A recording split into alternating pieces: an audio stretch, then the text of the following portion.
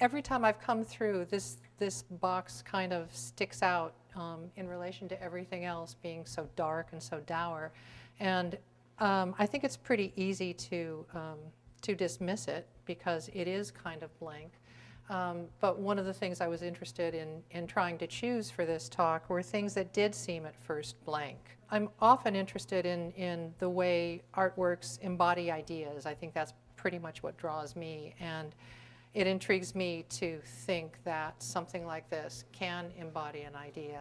McCracken was interested in early totemic sculpture. He really was interested in the Egyptians. He had this idea, he was a very kind of spiritually based guy. He talks about time traveling, having an early experience when he was 17, and then later on kind of realizing that he was seeing himself at one time and another. He believed in UFOs. He still believes in UFOs. And so, you know, the more you learn about some of the things that are important to him, it becomes all the more curious for me to see him paring things way down. All of these things are handcrafted, and it's very important that there's this obsessive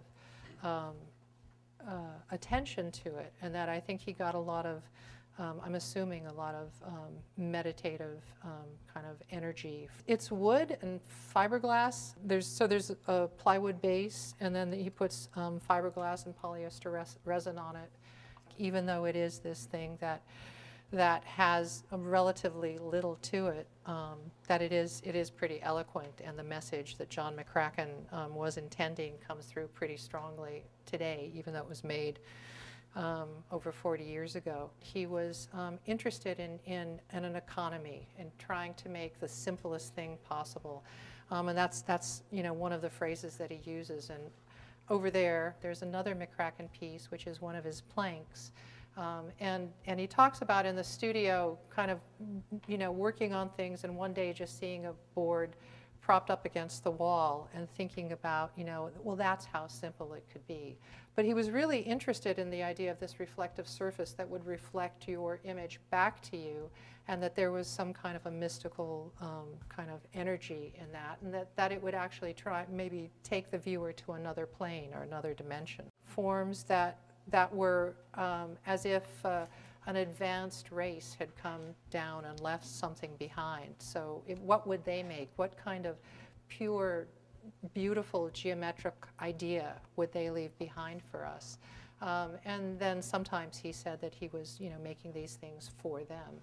It does start to kind of imbue the box with power. I came to see him as kind of this extreme optimist that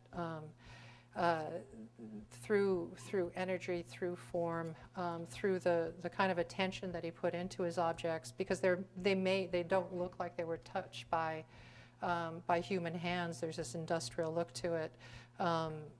There's a reference to a lot of people have said with the planks surfboards, but I think he's thinking more of auto bodies, and he was associated at a certain time with the California light and space movement, where a lot of things would be high-colored and be reflective. For McCracken, he was calling everything that he did, he wanted to make intelligent objects, and objects that spoke, this thing that we can't quite comprehend.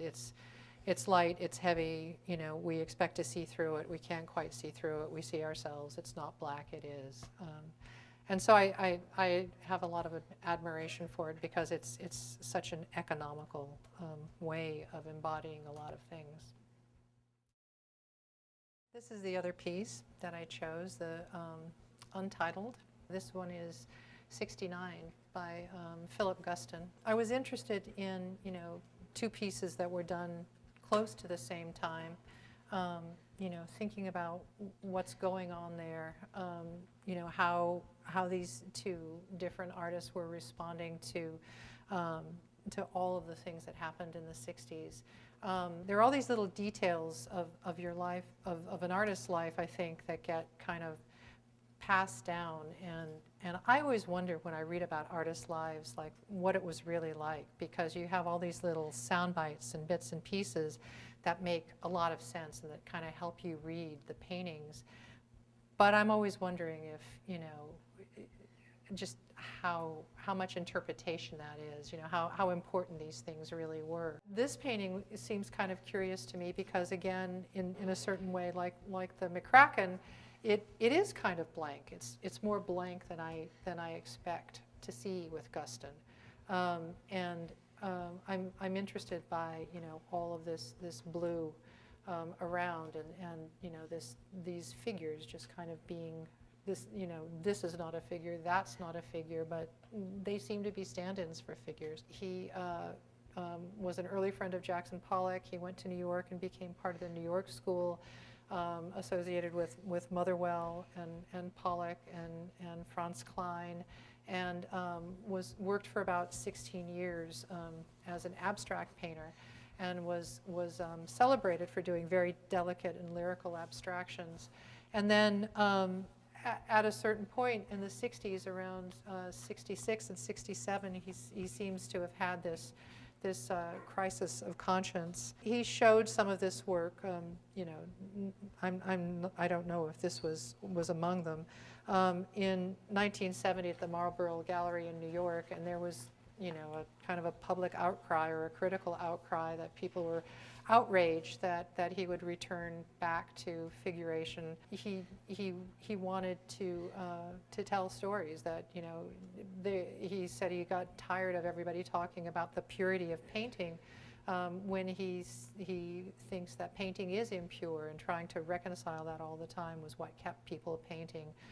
But he just wanted to tell stories. He was thinking about, I think, the culpability of all of us, that you couldn't just choose to be off in a studio or aside someplace doing something and not be morally suspect, that we're all in this together.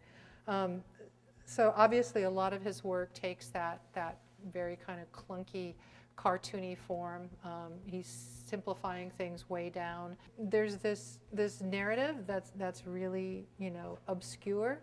But what do we have from it? One of the things is there's a lot of pointing there too, and I think about that as Guston kind of implicating everybody and himself.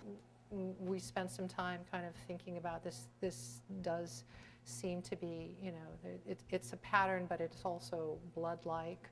The fact that you've got this on the figure and you've got this laying down. I began to think what really interested this for me was that in a very economical way, again, there was implied time. There's something happening through time in this, and it's very pared down, but I can't look at this and not think about some kind of a sequence. Often you'll see this stitching around and this implied line and this broken line there. But in other paintings, that being kind of making these figures a little bit more puppet-like, and the idea that they're not really in control of their actions. They're not really I guess being held culpable, but they're acting nonetheless. In kind of putting all of this together and thinking about Guston and McCracken, I just started to think, if McCracken is the ultimate optimist, just kind of seeing endless hope for our kind in the universe, Guston in some ways seemed like the ultimate pessimist, that we just can't escape the brutality and the evil that there's in the world, and there's we can't say that we're not at fault as well. Nobody's blameless.